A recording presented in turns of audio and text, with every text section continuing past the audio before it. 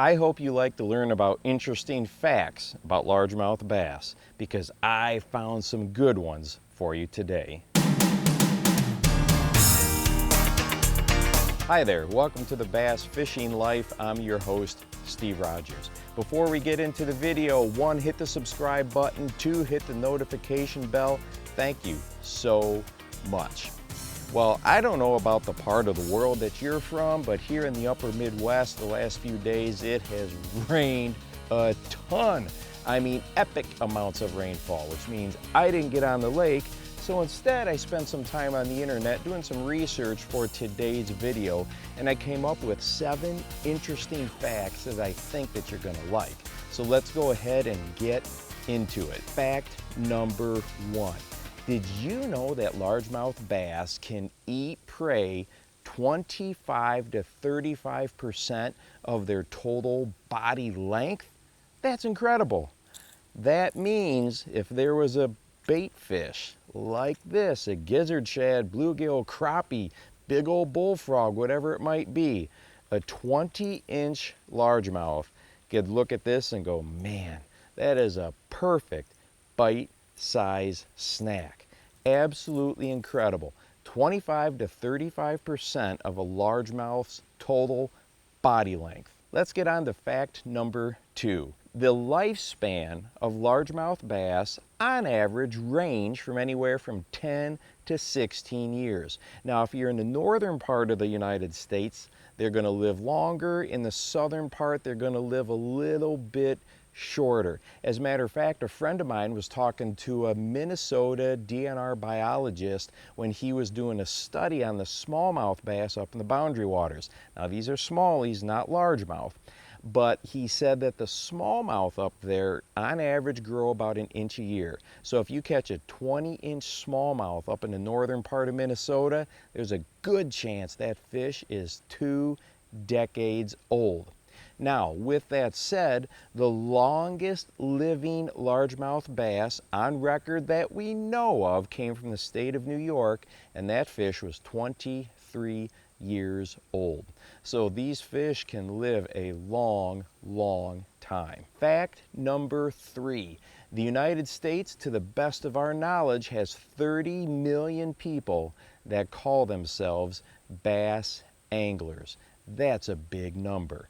And I would imagine that that number is increasing because at least around here, and I think this goes to say for a lot of parts of the country, is that the high school bass clubs and college bass clubs are exploding in popularity. Matter of fact, there are complete tournament circuits out there for high school and college anglers. With all this young blood, these fresh people getting into the sport, I'm sure that 30 million anglers is bound to grow, and that is good for all of us because a good percentage of the dollars that we spend on our fishing tackle go right back into conservation efforts. So 30 million anglers and growing, and each of us can do our part to introduce somebody new to the sport as well. Fact number 4.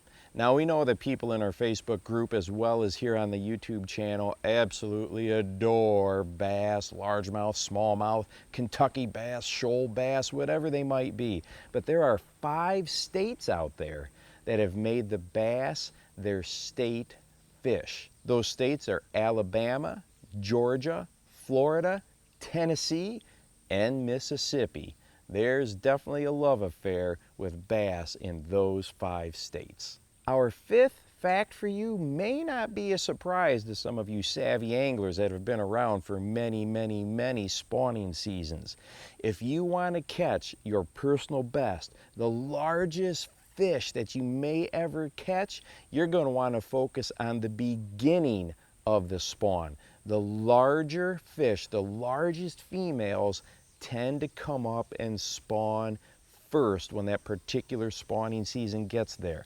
How do you know when it gets there? Well, I don't know about you, but I like to start checking once that water temperature breaks the 60-degree mark.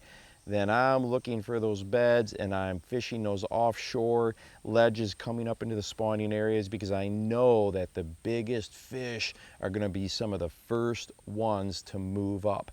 As the spawn continues, usually as a rule of thumb, the size of the spawning fish decreases as the spawn goes on throughout the month. So if you want a big one, get out there when that water breaks that 60-degree mark, and you're probably going to get a personal best.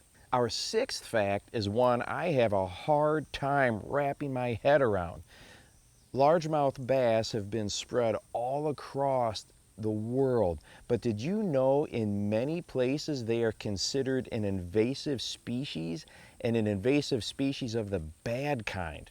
Well, the reason being is because they are voracious predators. I mean, you know all the different types of prey that a largemouth will go after.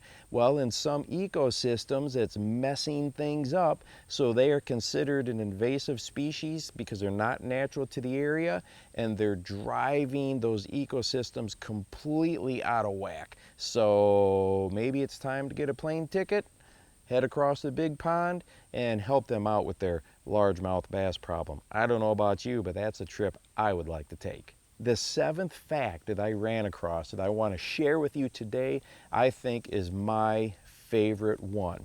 We've seen bass take off when they're spooked or when they come after a lure, and they can swim pretty fast. But scientists have figured out that a largemouth can swim 2.5 times its body length. So if you catch a 15-inch fish, and a lot of us catch those 14 to 16-inch fish, seems to be a pretty average size that a lot of us will catch without too much trouble. That 15-inch fish can cover over 3 feet in less than a second. So let me go ahead and say that again. Largemouth can swim 2.5 times their body length per second. So a 15-inch fish is covering 37.5 inches of water in 1 second. So what does that tell us as anglers? There's not a lure out there or a reel out there that we are going to be able to pull that bait away from a largemouth. If they have it set in their mind, they want to get it. They can outswim anything that we can retrieve back to the boat. Well, I hope that these 7 facts are some that you found interesting. Our last video about some sciencey stuff was very popular, so I wanted to go out and give some more information to you. Whether you're an expert, intermediate, or novice, there was probably something in here that you didn't know before. If you've got some interesting largemouth facts, go ahead and drop them down in the comments so others can share them as well. Hey, don't forget to go out and encourage someone today. You never know how you're going to change their life. For the Bass Fishing Life, I'm your host, Steve Rogers.